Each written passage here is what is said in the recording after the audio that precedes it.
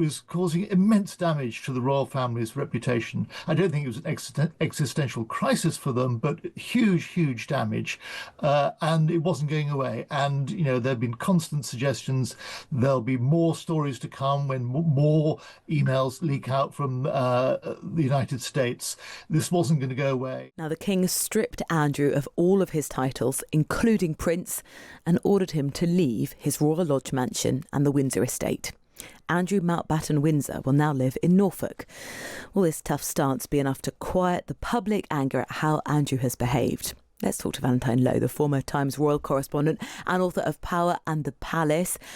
Valentine, what changed in the last fortnight which meant this was inevitable?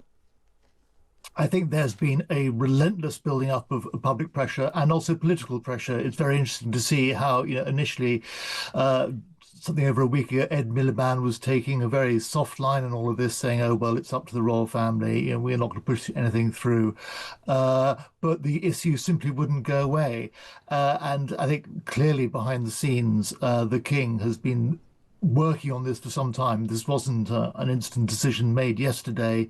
It's something that's been building up for quite some days, and the story just wouldn't go away. And that's the important thing. It was a huge distraction for everything from everything that the king was doing, and also it was causing immense damage to the royal family's reputation. I don't think it was an existential crisis for them, but huge damage, and it wasn't going away. And there have been constant suggestions there'll be more stories to come when more emails leak out from the United States.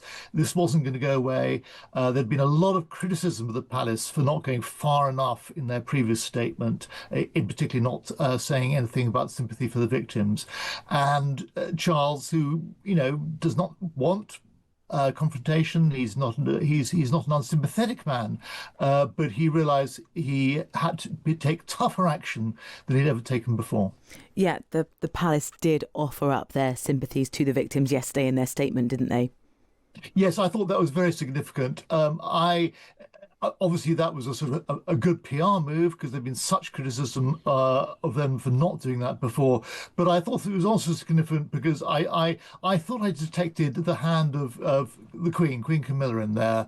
The fact that the statement starts off by saying His Majesty, and then when it comes to the bit about sympathies, it says Their Majesties, because of course the Queen has long campaigned about sexual violence and domestic abuse, as of course has the Duchess of Edinburgh, Sophie.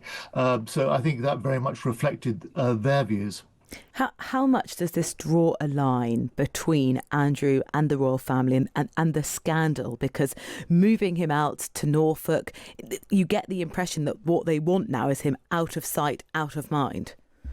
But of course, Andrew has, apart from occasional appearances at the Duchess of Kent's funeral, been very much out of sight recently. We hardly ever see him. What this won't do is stop the stories about Andrew. So next time an embarrassing email about something he's done, something awful he's done, which we didn't know about, emerges, there'll be headlines all over again. But there won't be quite the same clamour for the royal family to do anything. So as a way, it'll be a story that lasts a day or two, not 2 weeks. So I think it doesn't draw a sharp line, but it improves the situation.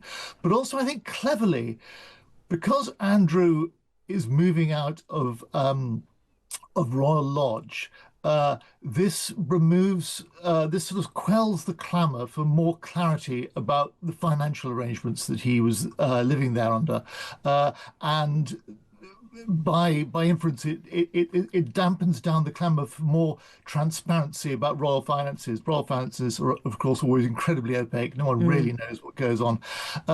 So I think that it's quite a clever move, that. Will Andrew be seen in public again?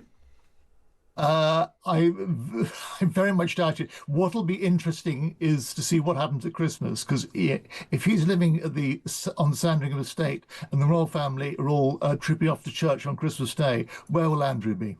Yeah, well, we'll have to see how they work out that and what they tell the public and what images we see as well, because the problem has been, Valentine, and even when Andrew hasn't been there, I mean, earlier this week, the King was heckled about questions about Andrew, and, that simply couldn't continue.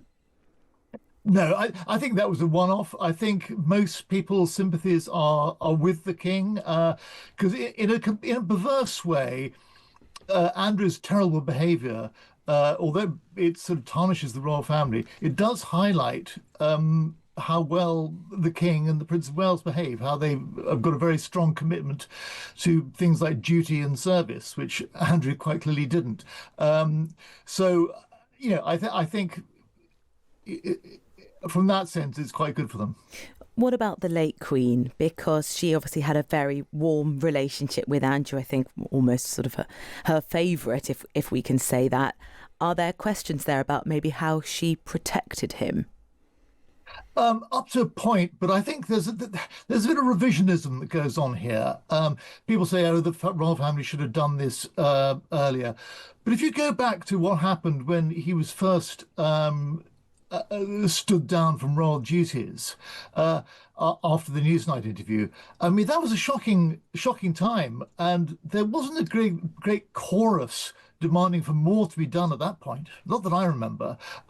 It's just that what happens is that there's a constant drip of stories over the years, and every time something new which emerges, which A, reminds us how awful Andrew is, and B, tells us something new about something which we didn't know before. It just produces a greater clamour for more action. So I think I don't really think the Queen protected him in that sense. When she had to act firmly after the Newsnight interview, she did. Yeah. And that clamour obviously got so much louder with the publication of Virginia Giuffre's book. There have been, I think completely understandably, calls from victims, the victims' lawyers, to say someone like Prince Andrew could shed a lot more light on what happened. Can he come forward, speak to the victims' lawyers, speak to the police about what happened? How likely do you think that is to happen unless Andrew's forced to do so? Unless Andrew goes through a quite striking and radical character change, I think that's very, very unlikely. Of course, he should do that. It would be a great way of sort of, cleansing himself of his past sins if he actually came clean and told them everything he knew. Very unlikely, but, who knows? He could go through a sort of Pauline conversion. Valentine Low, thank you very much. Former Times royal correspondent and author of Power and the Palace, on just the start, scratching the surface of the repercussions from the decision that's been made overnight. Interestingly, the Palace said what was important is that they wanted to make the right decision rather than a rushed one. Yeah, I think they've certainly not been rushed at all. I was looking back at the different interventions that the royal family have made into, I suppose, the life and work of Andrew, formerly Prince Andrew. So after the Newsnight interview in 2019, Andrew stopped being a working royal. In 2022, as the Virginia Giuffre civil case was proceeding, his patronages and military titles were removed, and he stopped using HRH in his title. And then, just a couple of weeks ago, 17th of October, Virginia Giuffre's book was published, plus there was a new email exchange between Prince Andrew and Jeffrey Epstein. That was when he relinquished his titles and honours, including the Duke of York. You'll remember we were reporting for you on that day that officially he still was, for example, the Duke of York. It's just he wasn't going to use it out loud. And then we get to this weekend.